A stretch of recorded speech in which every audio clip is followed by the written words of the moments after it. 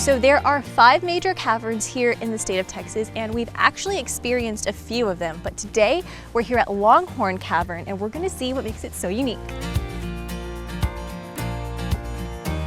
The park was actually established in 1932 by the state, and then in 1934, when the Civilian Conservation Corps was created, we got a crew of guys out here, Company 854, and they spent the next 5 or 6 years excavating over 3,000 dump trucks worth of debris out of this cavern. They built all of our beautiful historic structures that you see all around the park. They laid out the first trails and pathways, and they even built Park Road 4 from the park all the way back out to Highway 281. And they really made the park what it is today. Very, very cool. So I heard there was a diamond room down there.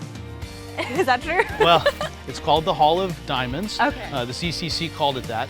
They're actually calcite crystals. So we have 2 actually large rooms of calcite crystals. One is Crystal City and one is the Hall of Diamonds. This is such a cool place. So we've talked about the cave, but what about up here? So we're a beautiful park. We have about 1.25 miles worth of hiking trails. They're very kid friendly. One of them is a nature trail that's got different plant and animal markers on it. The other one in the park takes you through some of what we call karst features. Karst is essentially what a cave looks like above ground. So you can actually see places where the water is beginning to dissolve out the limestone. It's a great place to come and spend an afternoon. We welcome everybody out to have a good time and spend the day. I'm excited to be here. Great.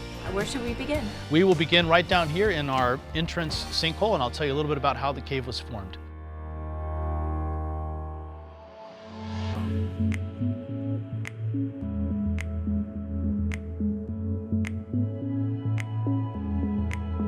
Well, and then where are we?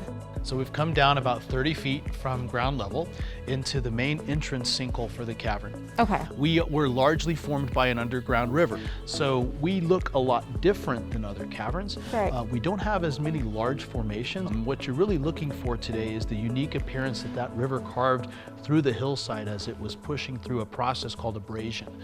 So that makes Longhorn Cavern's geology very, very unique. So this is the Queen's Throne Room, and we call it that because of this large flowstone formation here. And if you look right actually over here. Is that a puppy? So this is called the Queen's Watchdog. It's actually a natural formation. The CCC were excavating back there, and they found the watchdog. And they decided it would be fun to bring it up here, and it now looks after the Queen's throne. The Hall of Marble. Hall of Marble. This is one of our ooh-ah Yeah. caverns. Everybody loves it when we turn this light switch on. Yes. What you're looking at here is the result of very high, very fast-flowing water coming through, whirlpooling against the top, scooping what we call scallops out of the sides of the walls. The Hall of Diamonds. It's our largest calcite crystal chamber. But calcite crystal really has got some very interesting properties, one of which is its ability to really refract light. So one of the interesting things that we like to show guests is if we put our lights up on the crystals, you can see how it is absorbed and refracted through that crystal. So it's a pretty interesting geologic phenomenon. We're very proud to have it. I mean, this is what I was waiting for, and I'm not disappointed.